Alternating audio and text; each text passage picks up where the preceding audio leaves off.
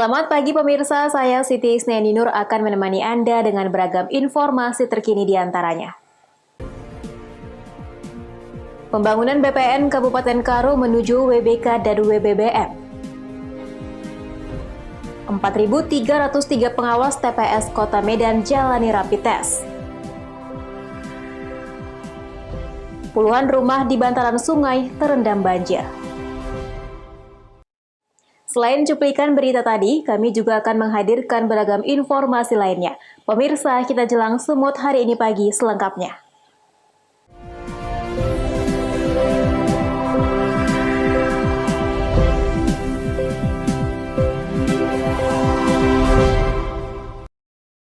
Kita ke informasi pertama. Pemirsa, dalam pencanangan pembangunan zona integritas menuju WBK dan WBBM di kantor Badan Pertanahan Kabupaten Karo diharapkan dapat mendongkrak pelayanan yang lebih kepada masyarakat. Bupati Karo berharap zona integritas WBK dan WBBM yang dicanangkan agar dapat ditiru oleh instansi lain di lingkungan Kabupaten Karo.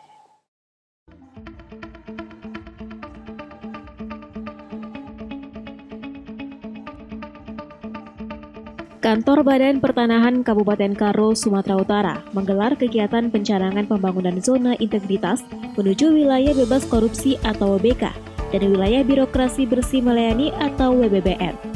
Dalam kegiatan tersebut dihadiri oleh Bupati Karo bersama dengan Forum Komunikasi Pimpinan Daerah. Bupati Terkelim Rahmana mengapresiasi kinerja dari BPN Karo, komitmen dalam hal pelayanan yang telah menerbitkan sertifikat hak atas tanah milik Pemkab Karo pada tahun 2020 sebanyak 46 bidang. Selebihnya masih dalam proses penyelesaian.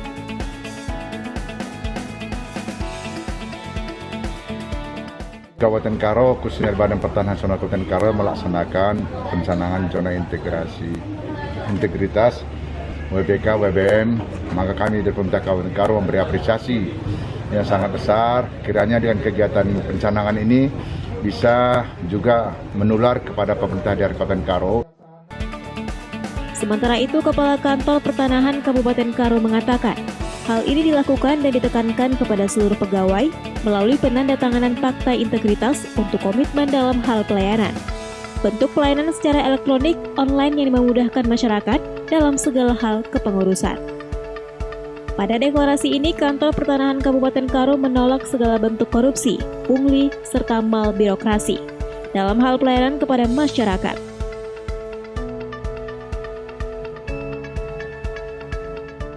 Dengan adanya pencanangan pembangunan zona integritas yang kami laksanakan pada hari ini, tentu karena kami sudah berani, mulai dari kepala kantornya sampai jajaran terbawah, berkomitmen akan memperbaiki dan meningkatkan pelayanan publik kepada masyarakat, sehingga pada saatnya nanti yang dapat menerima dan memberi penilaian nyata adalah warga masyarakat Tanah Karo.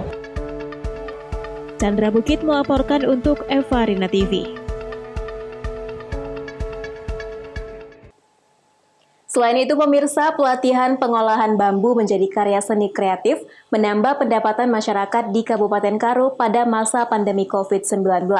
Dengan adanya pelatihan ini, kedepannya masyarakat mendapatkan pendapatan lebih dalam memanfaatkan bambu menjadi kerajinan kreatif.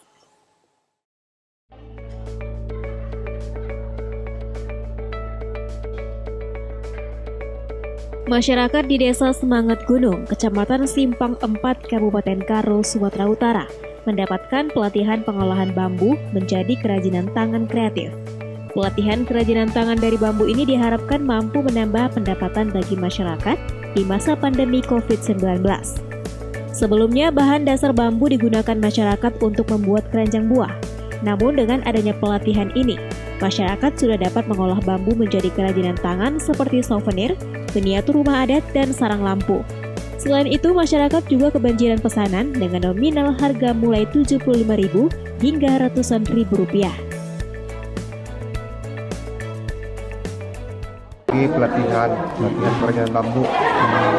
Bang, pelatihan ini diberikan ke kita sudah lama atau seperti apa nih? Ini kami sekitar 24 pertemuan dilakukan selama hampir 3 bulan lain. Sebelum kreativitas bambu ini Bang, awalnya bambu kita manfaatkan untuk apa nih? Di sini pengolahannya ya paling mungkin untuk keranjang, dan mungkin sebagian untuk bangun-bangun duduk gitu. Kalau kita cukup puas ya, dan malah kita diskusi dengan pelatih, mereka sendiri surprise dengan kecepatan sumber daya manusia menangkap di sini. Memang kalau kita lihat mereka dengan memanfaatkan bambu itu tidak asing bagi mereka, dan itu terbukti pelatihan kali ini lebih dari 70% itu materinya tertangkap dengan mereka, dan mereka sudah mengembangkannya jauh dari ekspektasi yang ditetapkan oleh pelatih sendiri. Diharapkan kedepannya hasil kreativitas olahan bambu ini dapat menambah penghasilan masyarakat di masa pandemi COVID-19. Chandra Bukit melaporkan untuk Evarina TV. Kita ke informasi lainnya. Pemirsa, razia pelaksanaan dan penerapan protokol kesehatan hingga saat ini tetap dilakukan. Tim Satgas Penanganan COVID-19 Sumatera Utara masih mendapati masyarakat yang tidak patuh di salah satu tempat hiburan malam di Kota Medan. Satuan Tugas Penanganan COVID-19 Sumatera Utara tetap mengingatkan pengusaha tempat hiburan malam agar mematuhi protokol kesehatan. Pihak pengelola diminta tidak mengutamakan keuntungan dengan mengabaikan keselamatan masyarakat.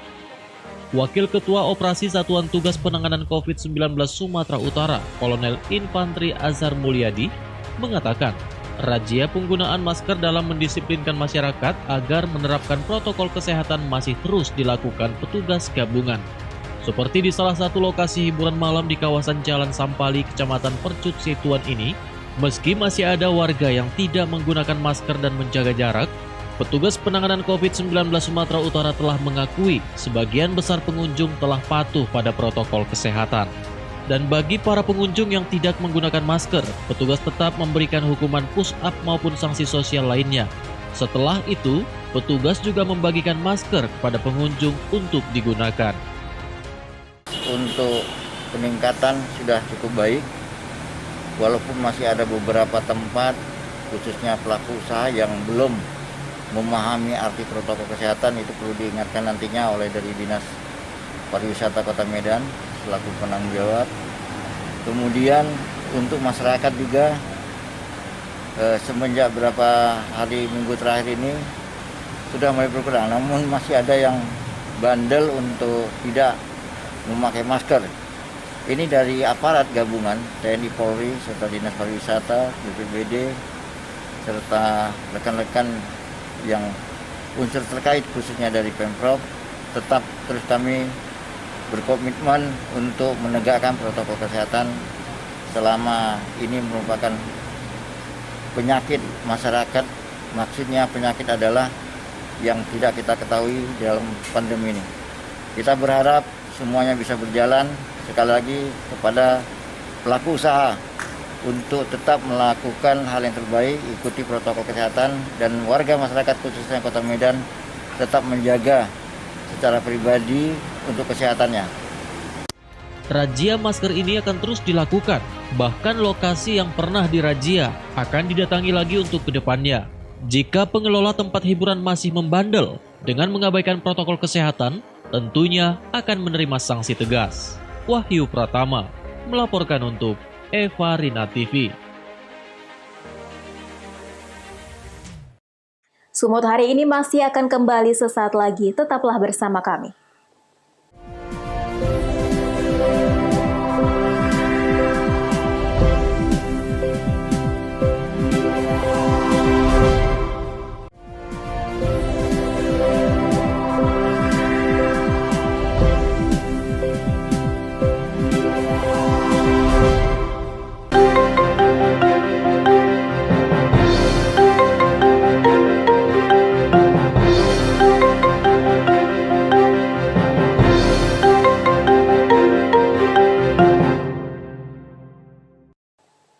Terima kasih Anda masih bersama kami. Pemirsa, jelang Pilkada Kota Medan 9 Desember mendatang, sebanyak 4.303 pengawas TPS dari 21 kecamatan di Kota Medan menjalani rapid test. Pemeriksaan tersebut sebagai bentuk antisipasi penyelenggara pemilu terhadap penyebaran COVID-19 di TPS.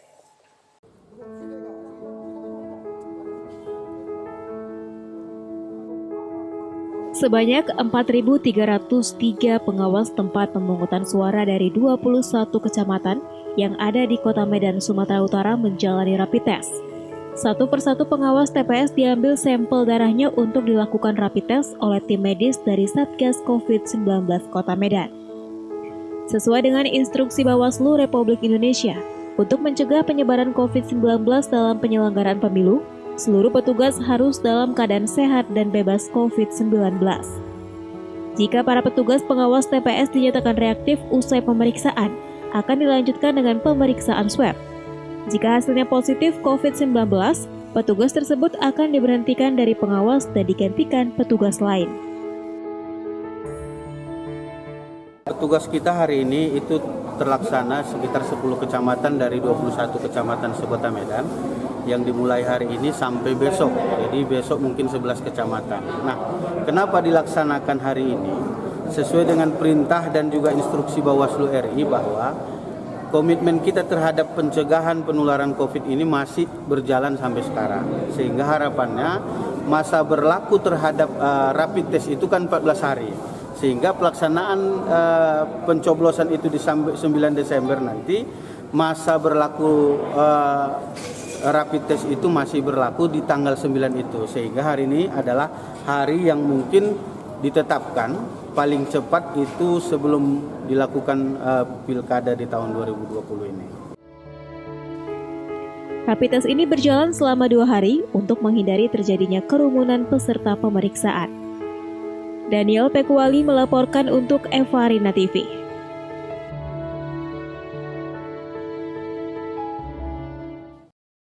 Sementara itu pemirsa, sebagian besar warga Kabupaten Simalungun dalam kontestasi Pilkada 2020 ini merupakan petani. Para petani tersebut mendukung pasangan calon nomor urut 4 dengan harapan dapat membantu masyarakat dalam hal ketersediaan pupuk bersubsidi.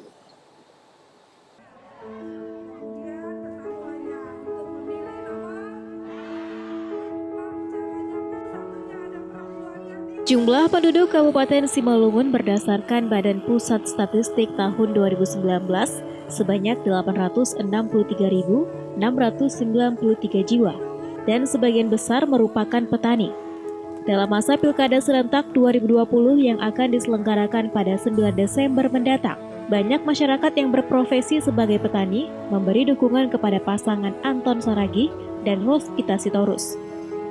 Mereka berharap jika pasangan Anton dan Rospita menang, ketersediaan pupuk bersubsidi dapat terrealisasi ke masyarakat di tingkat desa. Seperti disampaikan salah seorang petani di Nagori Purbaganda, besar harapan sebagai petani memberikan dukungan kepada pasangan calon Bupati dan Wakil Bupati Anton Saragih Rospita Sitorus dapat membantu para petani di Simalungun.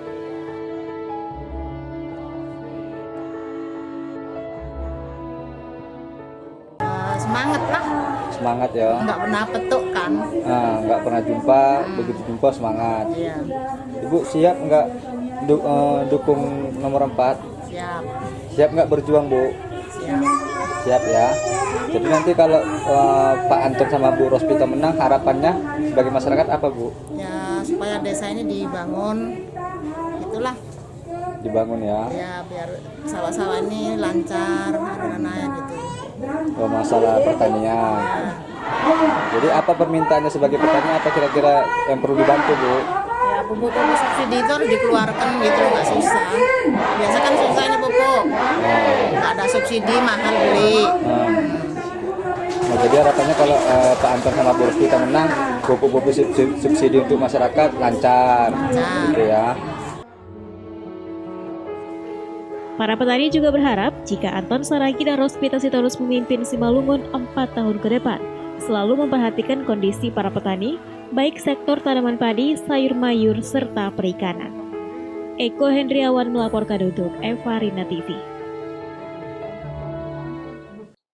Pemirsa, Anton Saragih juga berterima kasih kepada seluruh warga Simalungun yang telah memberikan dukungan untuk memenangkan Pilkada serentak pada 9 Desember 2020 mendatang.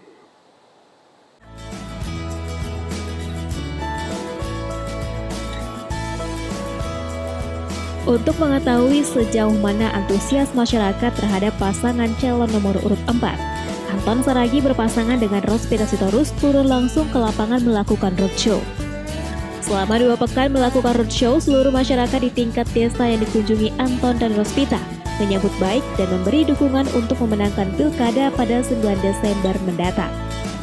Melihat tingginya antusias masyarakat kepada pasangan nomor urut 4 ini, Anton Saragi, calon Bupati Simalungun, mengucapkan terima kasih kepada para pendukung.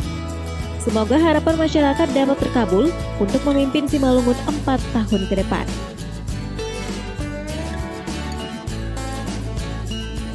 Terima kasih, selamat sore, Assalamualaikum warahmatullahi wabarakatuh. Selama di tahun 2 ini kami menjalani beberapa desa-desa, semuanya berjalan lancar dan masyarakat yang kita antusiasi. Dan kami berharap semua ini tentunya mematuhi protokol kesehatan. Untuk itu kita sama-sama agar mematuhi segala aturan-aturan. Oke. Dengan tingginya antusias masyarakat, apa kira-kira yang ingin Bapak ucapkan kepada masyarakat yang telah menyambut Bapak? Dengan antusias masyarakat ini, kami ucapkan terima kasih. Semoga kita menjadikan suatu keberhasilan keseluruhannya. Terima kasih. Sebelum memasuki Minggu Tenang pada 6 Desember 2020, masing-masing calon kandidat masih memiliki kesempatan untuk melakukan kampanye dengan mematuhi protokol kesehatan dan aturan KPU.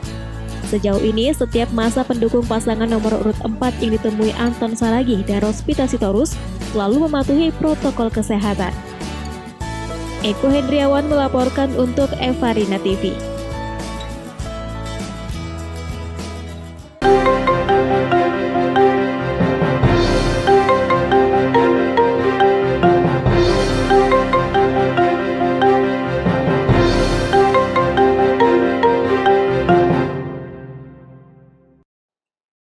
Sumut hari ini masih akan kembali sesaat lagi. Tetaplah bersama kami.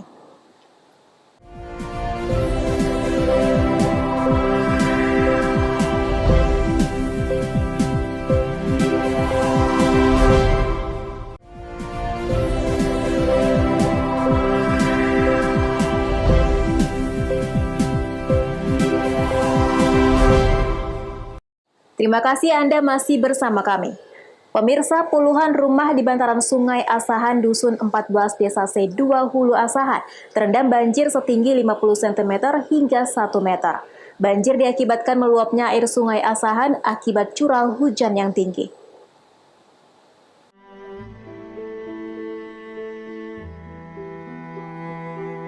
Puluhan rumah di Dusun 14 Desa C2 Hulu Asahan ini terendam banjir setinggi 50 cm hingga 1 meter lebih. Puluhan warga yang rumahnya terendam tepat berada di bantaran sungai tersebut terpaksa mengungsi di tempat yang tinggi. Namun sebagian warga masih tetap bertahan menjaga barang berharga miliknya. Julfahri Harahap, Kasih Kedaruratan BPBD Asahan menyebut, banjir yang merendam rumah warga diakibatkan debit air Sungai Asahan meluap. Faktor curah hujan yang tinggi beberapa hari terakhir membuat air semakin meningkat. Kami masih pendataan kita di lapangan sesuai dengan konfirmasi dengan kepala dusun. Ada lebih kurang 50 rumah yang tergenang. Ini diakibatkan apa nih, Bang? Tingginya curah hujan dalam beberapa hari terakhir ditambah debit air Sungai Asahan tinggi sehingga air meluap dan mengenangi pemukiman warga di Dusun 14 Desa C2 Hulu Kecamatan Jepang 4 ini. Petugas rencananya akan mendirikan posko pengungsian buat warga yang terdampak banjir dan menghimbau warga tetap waspada banjir jika air semakin meningkat. Wanda Pratama melaporkan untuk Evarina TV. Pemirsa, animo masyarakat menggunakan kereta api masih tinggi, meskipun masih di masa pandemi. Terbukti tiket kereta api untuk liburan Natal dan Tahun Baru sudah habis dipesan secara daring.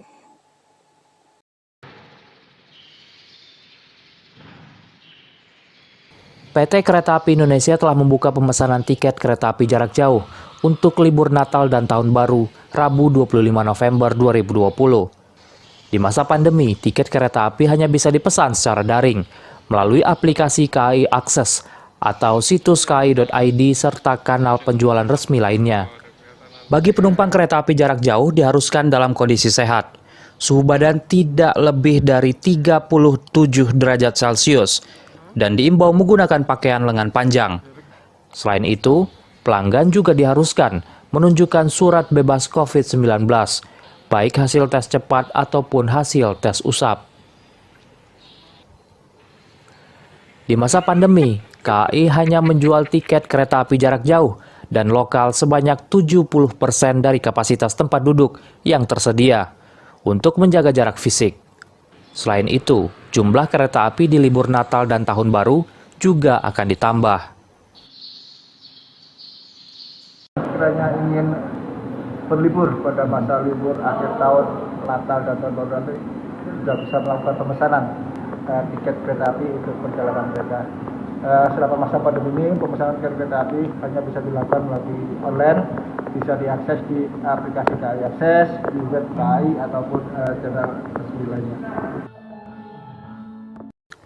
Kereta api yang akan beroperasi pada libur Natal dan Tahun Baru diantaranya kereta api Argo Anggrek relasi Gambir Surabaya, kereta api Taksaka relasi Yogyakarta Gambir, kereta api Gajayana relasi Malang Gambir, kereta api Senja Utama Solo relasi Solo Balapan Pasar Senen.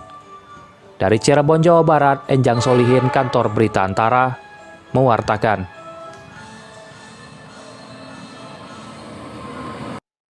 Pemirsa, demikianlah rangkaian informasi dalam Sumut hari ini pagi. Saya Siti Isneni Nur mewakili kerabat kerja yang bertugas pamit undur diri. Terima kasih atas kebersamaan Anda dan sampai jumpa.